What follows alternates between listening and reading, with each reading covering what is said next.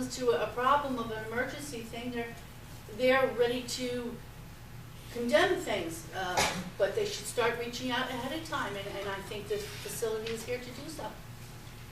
Thank you. Mr. Frido? As far as open government, I think the town board meetings are open. There are other meetings that are not, and there are last minute meetings that are had, and it doesn't get out to the public, or it's put in the paper. For instance, the master plan, it was usually advertised on in the Saturday paper with a 1-inch block saying meeting. If you want to check in the April board minutes, I was saying with the master plan that we should be putting a mailing out because we weren't getting people coming, and it was said it was going to be too expensive to do that. A publication with the new postal rates and everything, it costs less than $1,000 to put a mailing out to the entire town.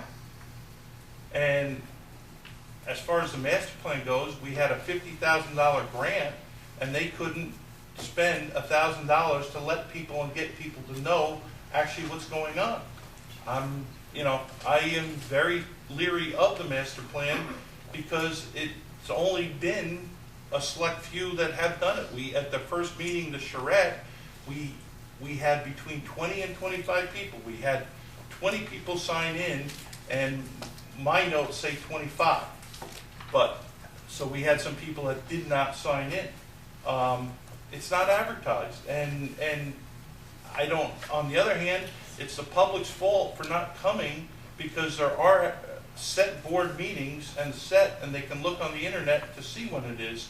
And I don't know what the solution is to get people to come, but we need to get people to come. Because if we're going to have open government, we need people here to find out about it. So it's not the board's per se fault all the way. There's things that the board can do to...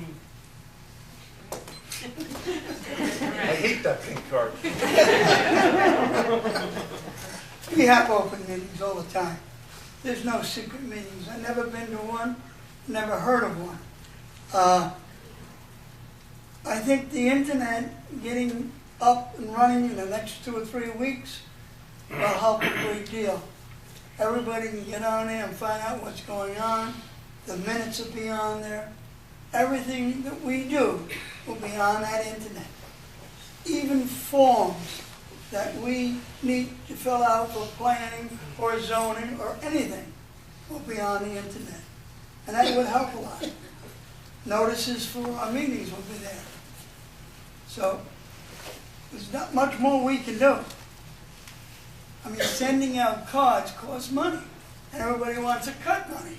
But the internet's not going to cost us that much. Thank you. Thank you. Okay, and what have you learned from this unprecedented emergency situation, assuming that refers to the hurricane, Mr. Lincoln? I've learned a lot from this little incident here. I learned that I'll never date anyone that's named Irene either. As far as I'm concerned, it's brought the worst out in this town. It's tore this town apart. Found out that there's some communication holes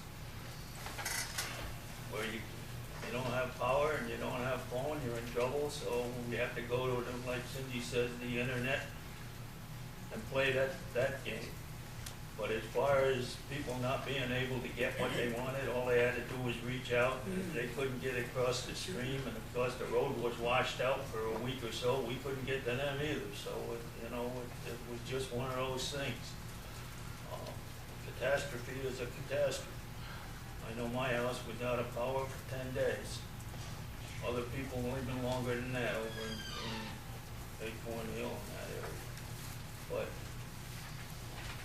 what we learned from it, we learned a lot from it. We learned that if you want to have a business in Elm Bridge, you better put it on, in Boysville, you better put it on stilts, because it's going to come again regardless what we do.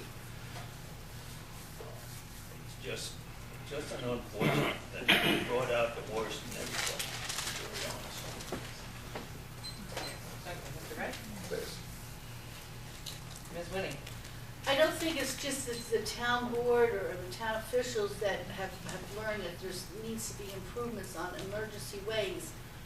But it also includes the residents of the town of Olive, suggestions that they need to come through with of how to improve. I know for a fact that there was situations out there where there was help with the fire department, where how they were set up at each one of the firehouses and so forth. They spread the word out, but unfortunately it didn't get out well enough. But if the town people, the town board, and the fire company and the first aid work together, I think there could be better plans made. Thank you. Mr. Friedel? Just please repeat that for me, just to make Sure. sure I stay on task. What have you learned from this unprecedented emergency situation? Learned a lot. One is that we have to be a little bit more, we have to be more proactive of making sure our streams are cleaned out and get after DEC, DEP to make sure that they let us into the streams to clean them. That we make sure that we're prepared with a plan, and that way we are able to get communication out to people in multiple ways instead of not getting it out. The fire department went door to door in some areas and checked on people, and I was involved with that part of it, but you know, that wasn't good enough. We need a plan together. We have to have some drills with the fire department and the EMS so everyone knows what's going to happen, and run some scenarios and figure out what will work best.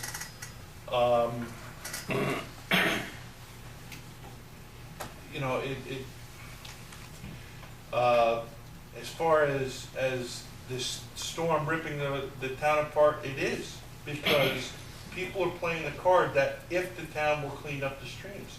We can't, there is no if, we have to. It's an imminent danger, and if I'm not mistaken, by law, we have to stop imminent danger. So the streams will be cleaned up and have to be cleaned up. And it isn't an if, because if we have the money, we'll clean them up. It isn't that so. It doesn't matter. It's a present danger, and is a danger right now to the town's people. If we get another storm like we just had with the gravel bars and the tree dams up, we could lose, off the Watson Hollow, we can lose houses, lives. We can lose our town hall if the stream jumps the way it was going. Thank you. Mr. Grant? We learned that I think we have to have a plan. We have to coordinate things. The internet's gonna help us so we get the word out. It's things we have to do to be prepared for another storm, which we probably will not have for another 100 years. So, I hope, but that's, you know, I remember one when I was a young boy. And same thing, Boyceville got flooded. They didn't have a plan then. Thank you. Thank you. Okay, what? Thank you for standing. I don't agree with Bert. I think this actually brought people together, not apart. I know the people in Boyceville came together and worked together to help each other clean up after the storm. I know people stopped off the street and helped me. I know I'm a current member of Rotary in Phoenicia. I am a current board member of Rotary in Phoenicia, and through them we were able to bring people into Boyceville to help with the cleanup. And I know that the neighbors and so forth up in Watson Hollow and Maltby Hollow and all of those places got together and helped each other. So it isn't always the bad things that come out during an incident. What we learned from it, I hope, is that we do need a plan. Because we lived through a similar situation in Boyceville in 1980, we should have learned then. We didn't.